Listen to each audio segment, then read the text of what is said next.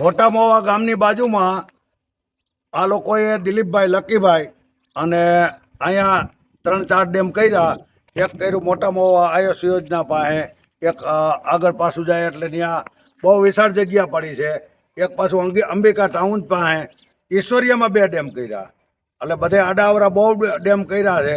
પણ આ પાણીની કિંમત છે ને જયપુર, ચેન્નાઈ અને બેંગ્લોર અત્યારે એક ગાડીના અને હોન્ડાના 400, 500 રૂપિયા લે ધોવાના. એટલે પાણીની ટીપે ટીપે સરોવર ભરાય.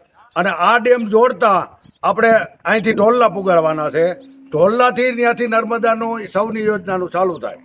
એ પાણીને આ ધન્યવાદ છે બધો. અને આ લોકોને થોડોક સાથ સહકાર આપી અને થોડાક આગળ વધે એવો દિલીપભાઈ સખિયા અને લકીભાઈને ખૂબ ખૂબ આભાર.